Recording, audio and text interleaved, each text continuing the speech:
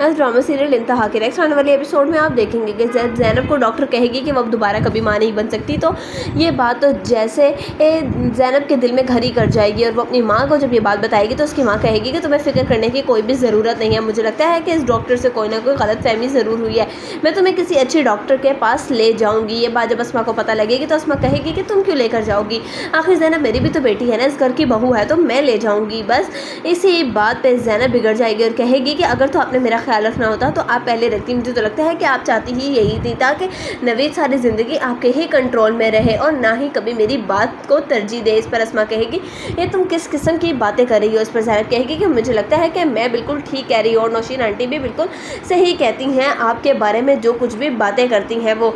इस पर कहेगी अस्मा के मुझे लगता है कि नौशीन की बातें तुम्हारे दिल में असर करती जा रही हैं, तुम्हें ये बात क्यों नहीं समझ आती कि नौशीन हमारे घर में दरारें पैदा करती है। दूसरी तरफ आप देखेंगे कि जब आएगी अनम अपनी माँ से मिलने तो देखेगी कि वो बहुत ही ज़्यादा परेशान है। तो वो कहेगी अपनी माँ से कि आखिर क्या हो गया है मेरे दोनों भाइयों को। मुझे लगता है कि ये सब किया धरा नौशीन आंटी और उस सजल का ही है, तभी तो देखे ना हमारे घर में कैसे दरारें पड़ गई।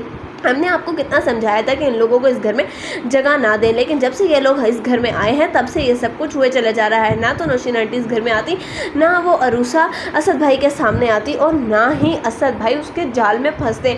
अब हम क्या करेंगे। इस पर अस्मा कहेगी कि तुम्हें फ़िक्र करने की ज़रूरत नहीं है, मुझे तुम्हारी सास का भी फ़ोन आया था, तुम गई थी उसके साथ किसी गायनेकोलॉजिस्ट के पास, तुमने मुझे बताया नहीं कि उसने क्या कहा। इस पर कहेगी अनम के मुझे नहीं लगता कि इस वक्त आपको मैं अपनी सारी टेंशन की बातें बताकर आपको मज़ीद टेंशन दूं, इसीलिए मेरा ख्याल है कि आप बस अभी थोड़ा सा रिलैक्स रहें। असद भाई आते हैं तो मैं बात करती हूँ उनसे, क्योंकि नवीद भाई तो ज़ैनब के बातों में बुरी तरीके से उलझ चुके हैं। जिस तरह ज़ैनब कहती है वो तो सिर्फ़ और सिर्फ